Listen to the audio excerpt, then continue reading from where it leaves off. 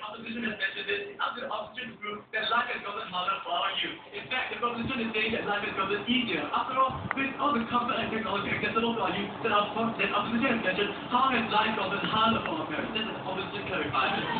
Well, the fact is that life has gotten more complex. With things like terrorism occurring, global warming, so you have a lot more to deal with and figure out. And the fact is that comfort for this technology won't help us deal with it unless we develop the skills that we talk about, which we have.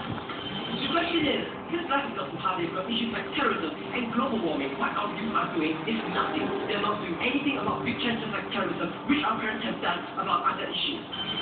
Well, the fact of the matter is, I find it slightly saddening if they've done nothing. Youth have the ability through the infrastructure of education and information systems as we have shown you, to inspire change. They talk about it. They are able to destroy multiculturalist effect and attack on terrorism.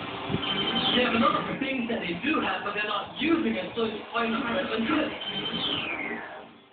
In the past 3 years, the membership of Greenpeace has increased 23%, and that 23% of that, they were all youth.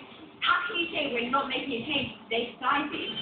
You know which the generations have really to our parents' generation, and all they're doing is furthering that, but all their initiative.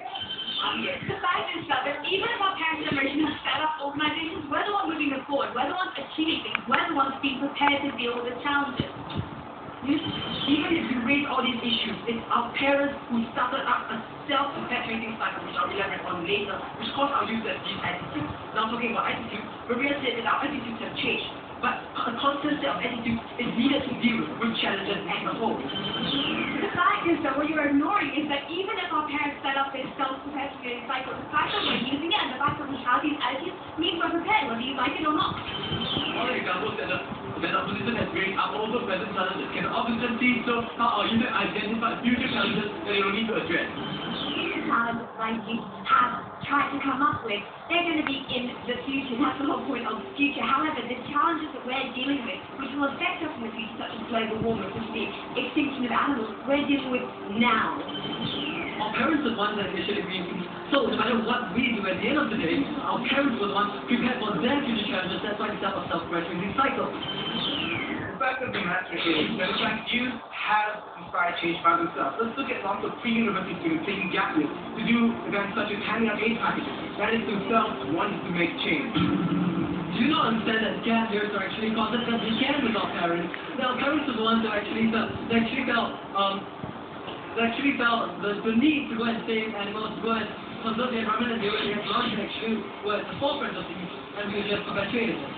Until our youth show themselves capable of identifying and initiating change by themselves and not just copying our parents' generation, we are not prepared for challenges.